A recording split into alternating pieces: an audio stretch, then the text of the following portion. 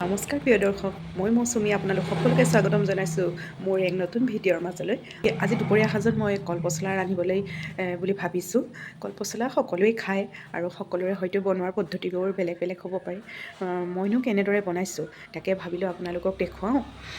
আহকচোন পাকঘৰলৈ যাওঁ।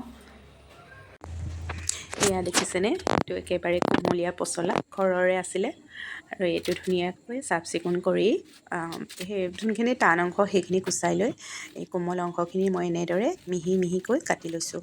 মিহিকৈ কাটিলে খাবলৈ ভাল হয় আৰু এই যে আঁহবিলাক দেখিছে এইখিনি গুচাই গুচাই দিলে ভাল লাগে খাবলৈ, নহ'লে এইখিনি থাকিলে অলপমান জাবৰ জাবৰ নিচিনা লাগে আৰু এইখিনি গুচাই এনেদৰে ভালদৰে কাটি লৈছোঁ।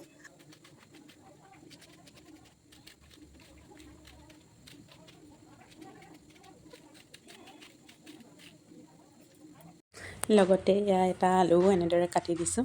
আলু নিদিলে দেখোন কিবা সম্পূৰ্ণ নোহোৱা যেন লাগে, সেই দি দিলোঁ। এতিয়া ইয়াতে এটা মিডিয়াম চাইজৰ পিঁয়াজ এনেদৰে কাটি লৈছোঁ আৰু ইয়াত যিকেইটা বস্তু প্ৰয়োজন হ'ব মই গোটেইকেইটা এনেদৰে লৈ ল'লোঁ।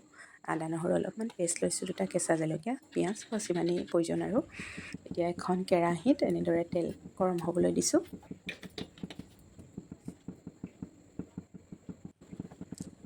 ইয়াতে এতিয়া কাটি ৰখা পিঁয়াজ, জলকীয়া, আদা নহৰুখিনি এনেদৰে দি পেলাই ভালদৰে ভাজি থাকিম ৰঙচুৱা হোৱালৈকে।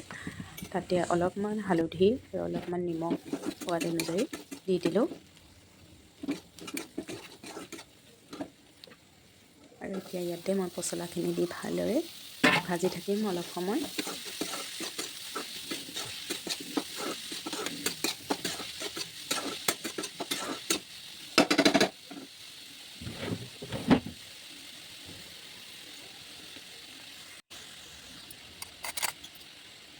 ইয়াতে এতিয়া মই এচামুচ কলখাৰ এনেদৰে দি দিম আৰু এইখিনি ভালদৰে লৰাম।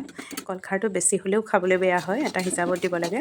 এই কলখাৰখিনি মায়ে বনাই থৈ যোৱা সেই ভীমকলৰ গছৰ পৰা বনোৱা হয় এই খাৰবিধ।